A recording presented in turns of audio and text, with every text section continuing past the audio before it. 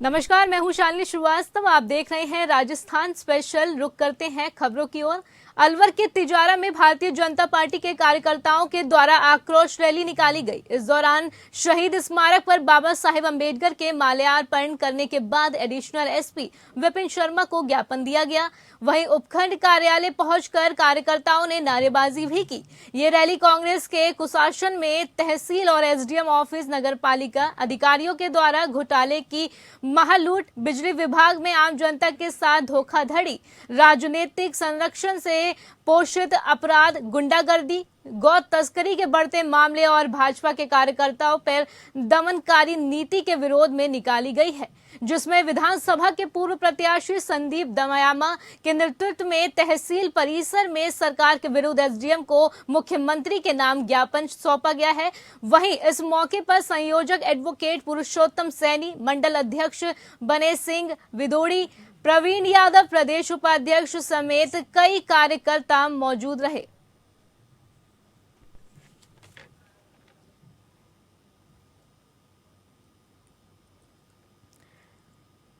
तो हमारे संवाददाता रूप नारायण सावरिया हमारे साथ इस खबर पर ज्यादा जानकारी के साथ बने हुए हैं। रूप नारायण, बीजेपी ने जो आक्रोश रैली निकाली है, तो आपको क्या लगता है कि क्या क्या मुद्दे हैं इस रैली को निकालने के लिए, जो ये रैली उन्होंने इतना जो आक्रोश दिखाया है?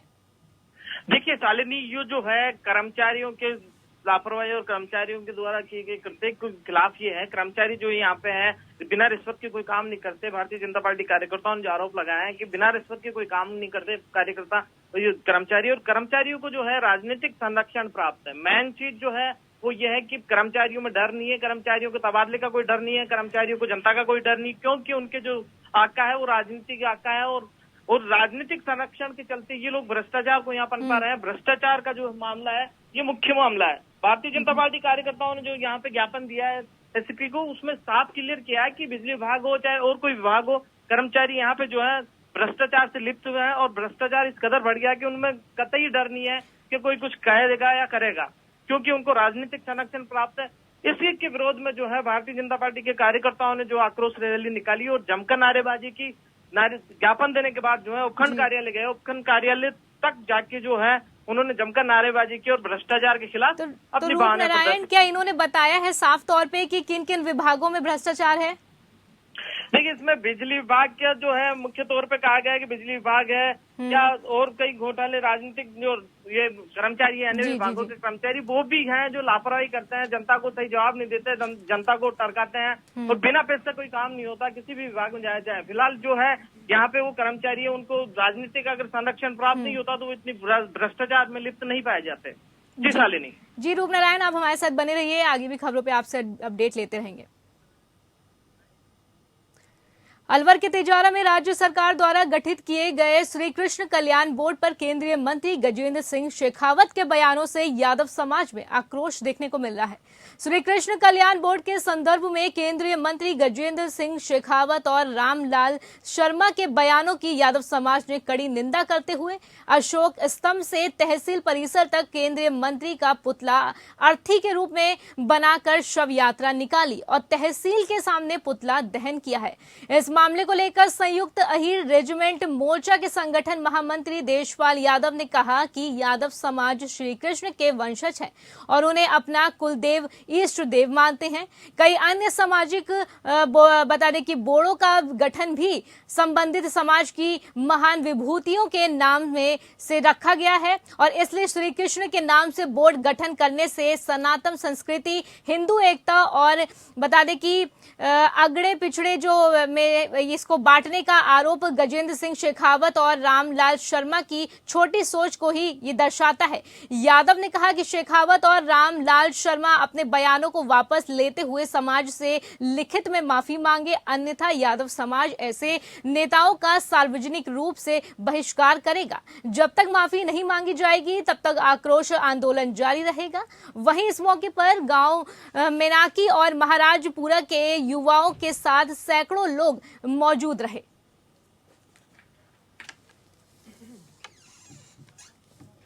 समाज को विकास के लिए, समाज को उत्थान के लिए काम करती है। हमारी वर्तमान सरकार ने देखा कि हमारे कई गांव जो बहुत ही बैकवर्ड क्लास में पिछड़े क्षेत्र में बसे हुए हैं, उन सभी के विकास के लिए राजस्थान सरकार के वीक में हमारे यशस्वी मुख्यमंत्री अशोक गहलोत जी ने श्री कृष्ण कल्याण बोर्ड का गठन किया।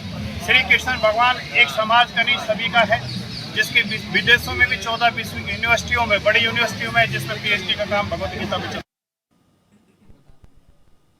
हमारे संवाददाता रूप नारायण हमारे साथ इस खबर पे ज्यादा जानकारी के साथ बने हुए हैं। रूप नारायण, यादव समाज को कहीं ना कहीं बहुत ठेस पहुंची है शेखावत के बयानों से, तो आपको क्या लगता है, क्योंकि यादव समाज जो है वो माफी की मांग कर रही है, तो क्या लगता है शेखावत इस पे माफी मांगेंगे? क्या कुछ उनका इस पे कहना है? माफी मांगे या ना मांगे, लेकिन जो उन्होंने जो आक्षेप लगाया है वहाँ पे सीधा साधा यह लगाया है कि श्री कृष्ण भगवान के नाम पे जो बोर्ड गठित किया गया है वो कहीं ना कहीं संस्कृति जो है हिंदू संस्कृति के खिलाफ है, और भगवान के नाम पे ये बोर्ड बनाकर कांग्रेस सरकार जो है बांट रही है आगड़े पिछड़ों में। क्योंकि यदुवंशी है, यादव समाज से है, यादव समाज ने पिछले दिनों महासम्मेलन करके जयपुर में राजस्थान सरकार से मांग की थी यादवों के कल्याण के लिए एक बोर्ड बनाया जाए, और वो बोर्ड जो है श्री कृष्ण के नाम पर बोर्ड बना दिया राजस्थान सरकार ने। उसी बोर्ड को लेकर जो है अपने बयान यहाँ पे केंद्रीय मंत्री गजेंद्र सिंह शेखावत और रामलाल शर्मा, भारतीय जनता पार्टी के राजस्थान प्रवक्ता रामलाल शर्मा ने दिया था कि ये जो इस तरीके का जो है भगवान के नाम पे बोर्ड बनाकर जो है संस्कृति में जो है विकसन कांग्रेस सरकार कर रही है, अगड़े पिछड़ों का जो है यहाँ पे बंटवारा कर रही है। यहाँ पे इस आरोप को लेकर जो है यादव समाज आहत हुआ है। यादव समाज का ये कहना है कि वो यदुवंशी है और उन्हीं के वंश के हैं, भगवान श्री कृष्ण के वंश के ये लोग हैं, और उनके नाम पे अगर राजस्थान सरकार ने ये बोर्ड बना दिया तो फिर इसमें गलत क्या किया? कहाँ पे वो आगे पिछड़ों को बांट रही है राजस्थान सरकार? यादव समाज जो है आज इस मामले को लेकर मुखर है और विरोध जाहिर कर रहा है कि ये जो केंद्रीय मंत्री ने बयान दिए वो यादव समाज के खिलाफ है, भगवान श्री कृष्ण के खिलाफ है, और हम लोग इसको लेकर एक जनहित बड़ा आंदोलन करेंगे, और कहीं ना कहीं जो है भारतीय जनता पार्टी को इस बयान से नुकसान हो सकता है। जी बिल्कुल बिल्कुल, शेखावत के बयान, केंद्रीय मंत्री शेखावत के बयान से बहुत ठेस पहुंची यादव समाज को। फिलहाल आप हमारे साथ बने रहिए रूप नारायण, हम आगे भी आपसे रुक करेंगे। अलवर के बानसूर में केंद्रीय मंत्री भूपेंद्र यादव के 54वें जन्मदिन के अवसर पर विशाल रक्तदान शिविर का आयोजन किया गया, जिसमें भाजपा कार्यकर्ताओं और युवाओं ने बढ़ चढ़कर भाग लिया है। भाजपा प्रदेश मंत्री महेंद्र यादव ने बताया कि केंद्रीय मंत्री भूपेंद्र यादव के जन्मदिन के अवसर पर बानसूर भाजपा कार्यालय पर विशाल रक्तदान शिविर का आयोजन किया गया, जिसमें युवाओं ने बढ़ चढ़कर भाग लिया है। इस दौरान पार्टी के कार्यकर्ताओं ने भी रक्तदान किया। वहीं रक्तदान करने वालों को लेकर प्रशस्ति पत्र भी दिया गया है। मंत्री महेंद्र यादव ने कहा कि हमारी पार्टी की ओर से बानसूर के बोर्ड परीक्षाओं में 95% से अधिक अंक लेने वाले विद्यार्थियों का सम्मान समारोह भी किया जाएगा, जिसमें तहसील स्तर तक के छात्र छात्राओं ने सम्मान पाया है। वहीं हमारी पार्टी अनुशासनात्मक पार्टी है। हम कहीं बता दें कि 5 स्टार होटलों में अपना जन्मदिन नहीं मनाते हैं, ऐसा उनका कहना है। वहीं आम लोगों के बीच हम मनाते हैं, इसलिए हमने बानसूर में केंद्रीय मंत्री के जन्मदिन के अवसर पर विशाल रक्तदान शिविर का आयोजन रखा है, जिसमें 100 यूनिट से अधिक रक्त एकत्रित किया जाएगा और किसी जरूरतमंदों को समय पर यह काम भी आएगा। वहीं इस मौके पर भाजपा जिला उपाध्यक्ष शशिकांत बोहरा, बानसूर के भाजपा मंडल अध्यक्ष समेत कई भाजपा पदाधिकारी मौजूद रहे।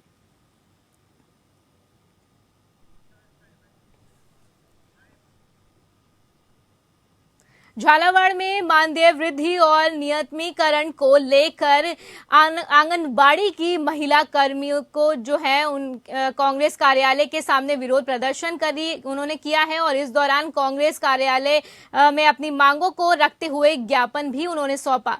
वहीं अखिल राजस्थान महिला एवं बाल विकास संयुक्त कर्मचारी संघ की जिला अध्यक्ष मंजू कारपेंटर ने बताया कि कांग्रेस पार्टी के जन घोषणा पत्र में आंगनबाड़ी मानदेय कार्मिकों और संविदा कर्मियों का जो वादा है वो किया गया था। इनमें संविदा कर्मियों को नियमित कर दिया गया है, लेकिन आंगनबाड़ी कार्मिकों को नियमित करना तो दूर, इनका समान मानदेय वृद्धि भी नहीं की जा रही है। इसको लेकर महिला कार्मिकों में रोष व्याप्त है, जिसको लेकर जिले भर की महिला कार्यकर्ताओं ने कांग्रेस कार्यालय में कांग्रेस के नेता मोहम्मद शफीक खान और ओम पाठक को ज्ञापन सौंपकर चुनावी वादों को पूरा करने की बात याद दिलाई। वहीं इस मामले में कार्मिकों द्वारा सुनवाई नहीं होने पर 7 से 11 जुलाई को दिल्ली के राष्ट्रीय कांग्रेस कार्यालय में भी ज्ञापन देने की बात कही गई है।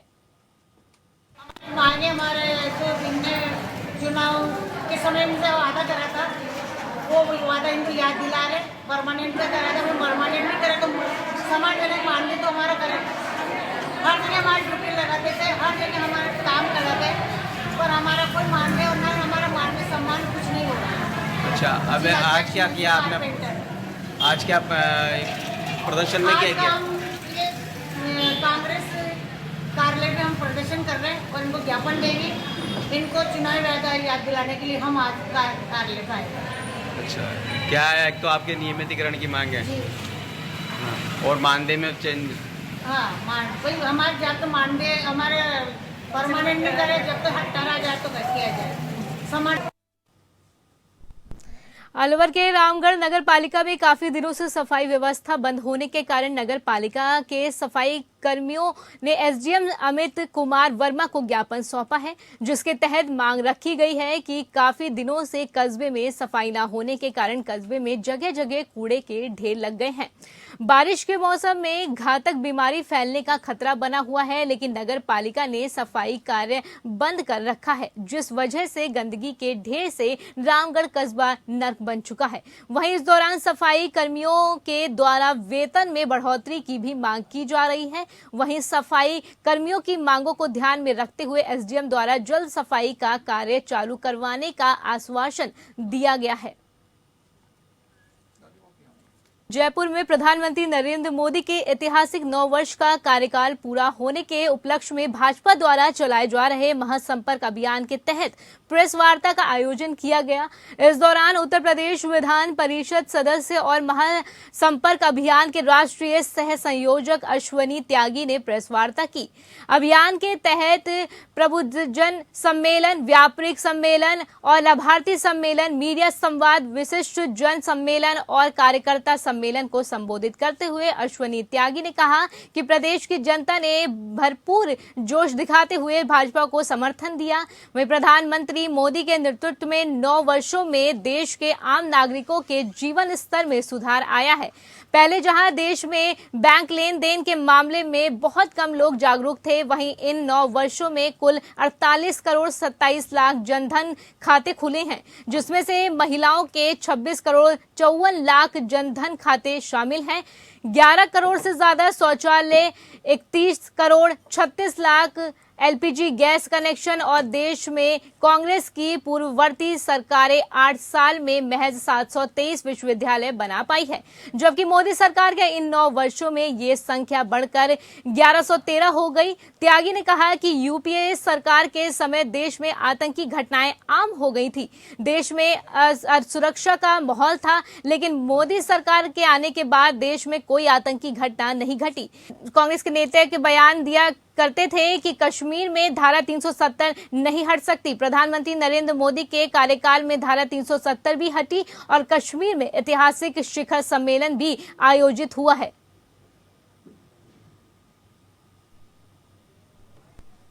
आपने कौन सा काम किया?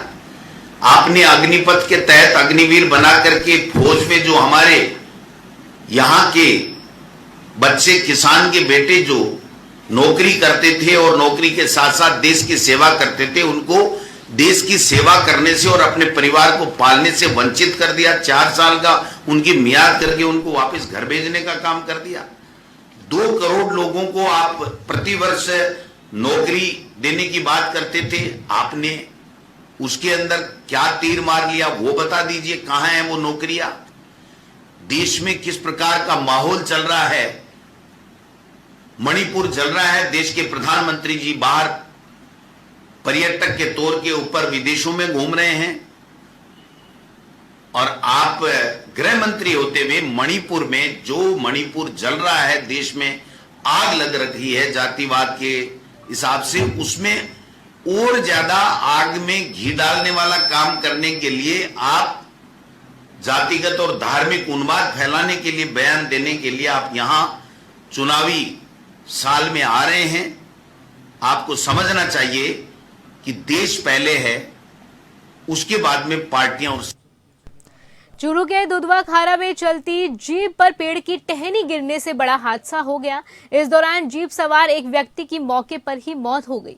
वहीं जीप में बैठे अन्य 4 लोग घायल हो गए हैं। हादसे के बाद सभी घायलों को बता दें कि दुधवा खारा के PHC में भर्ती करवाया गया है, जहां पर चिकित्सकों ने 2 को गंभीर मानते हुए चूरू के DB चिकित्सालय में रेफर कर दिया। बताया जा रहा है कि दुधवा खारा रेलवे स्टेशन से सवारी लेकर जीप चालक सुखराम गांव की तरफ जा रहा था, जिस दौरान सड़क पार करते समय पीपल के पेड़ की एक बड़ी टहनी ट्रैक्टर जीप पर आ गिरी, जिसमें जीप में सवार एक व्यक्ति की मौके पर ही मौत हो गई। वहीं इस घटना के बाद मौके पर पहुंची पुलिस ने मृतक के शव को कब्जे में लेकर चिकित्सालय की मोर्चरी में रखवा दिया है। फिलहाल इस मामले में अभी तक कोई मुकदमा दर्ज नहीं हुआ है।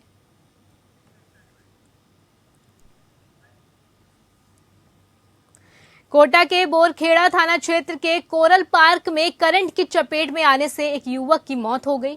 परिजनों ने बिजली विभाग पर लापरवाही का आरोप लगाया और MBS हॉस्पिटल के मोर्चरी के बाहर जिम्मेदारों के खिलाफ कार्रवाई की मांग पर वो अड़ गए हैं। सूचना पर बिजली विभाग के अधिकारी मौके पर पहुंचे और परिजनों से समझाइश की। वहीं इस दौरान 5 लाख की आर्थिक सहायता देने पर सहमति बनी है, जिसके बाद परिजन शव उठाने को राजी हुए। प्रदर्शन की सूचना पर पूर्व विधायक भवानी सिंह राजावत भी मौके पर पहुंचे। उसके बाद कलेक्टर से बात की और सरकार से 5 लाख की आर्थिक सहायता दिलवाने की मांग की। वहीं इस मामले में बोरखेड़ा थाना से हेड कांस्टेबल रामजस ने बताया कि युवक हॉस्पिटल में काम कर रहा था। काम से घर लौटते समय करंट की चपेट में आ गया। वहां पानी भरा था। करंट कैसे लगा, इस बारे में जांच की जा रही है। हालांकि परिजन कार्रवाई की मांग कर रहे हैं, लेकिन उनसे समझाइश की कोशिश की जा रही है। पहले संजीवनी अस्पताल लेके फिर MBS अस्पताल लाया गया, उन्होंने भर्ती कोशिश कर दिया, पर अभी तक लाइट विभाग या पुलिस प्रशासन या प्रशासन का कमलदार साहब पहुंचे हैं। आला अधिकारियों ने किसी ने सुन नहीं लिया। हमारी मांग है कि जब तक मृतक के कम से कम 15 लाख रुपए सरकारी नौकरी जब तक नहीं मिलती, तब तक हम डेड बॉडी लेने से और इनके खिलाफ जो दोषी अधिकारियों का जब तक हत्या का मुकदमा दर्ज नहीं होता, हम सब लेने से तब तक हम सब नहीं लेंगे जब तक हत्या का मुकदमा दर्ज नहीं होगा। रूप नारायण हमारे संवाददाता हमारे साथ बने हुए। रूप नारायण, एक युवक की करंट लगने से मौत हो गई है और क्या कुछ अपडेट है इस पे? जी शालिनी, बिल्कुल मैं ये बताना चाहूंगा कि कोटा के बोरखेड़ा थाना क्षेत्र का ये मामला है। कोरल पार्क के करीब इसका मामला है। काम करके ये युवक है जो वापस जा रहा था और वहां पे जो है बिजली के करंट आने से इसकी मौत होगी, क्योंकि वहां पानी भरा हुआ था। जो बिजली में करंट आया तो उसकी मौत होने से परिजनों ने जो है बिजली विभाग पर ये आरोप लगाया कि बिजली विभाग की लापरवाही के चलते है इस युवक की मौत हुई है और वो शव को लेकर वहीं बैठ गए मौके पर ही घटनास्थल पर। वहां पे जो है पूर्व विधायक राजावत भी आए, भवानी सिंह राजावत आया और उन्होंने भी मांग की और उन्होंने वहां जो है स्थानीय कलेक्टर से बात की। कलेक्टर से बात करके जो है मुआवजे की बात की। जो परिजन 15 लाख रुपए मांग रहे थे वो बात की, उन्होंने समझा बुझाकर 5 लाख का मुआवजा सरकार से दिलाने का वादा करने के बाद जो है परिजन वहां से माने और परिजनों ने जो है सब उठाया। इससे पहले जो है परिजनों से बात की तो परिजनों का ये कहना था कि बिजली विभाग की लापरवाही के चलते मामला हुआ है। बिल्कुल रूप नारायण, बहुत बहुत शुक्रिया हमारे साथ जुड़ने के लिए और ज्यादा जानकारी साझा करने के लिए।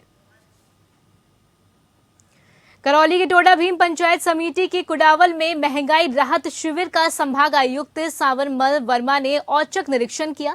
इस दौरान उन्होंने शिविर में आए सभी विभागीय अधिकारियों से कार्यों का जायजा लिया और लापरवाही करने वाले कर्मचारियों को नोटिस भी दिया है।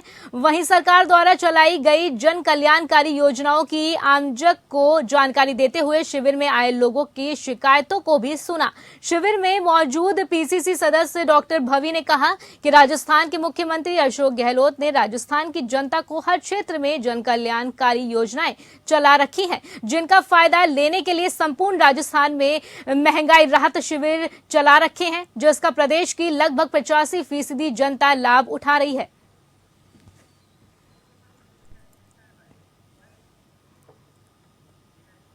फिलहाल इस बुलेटिन में अभी बस इतना ही। आप मुझे दीजिए इजाजत। नमस्कार।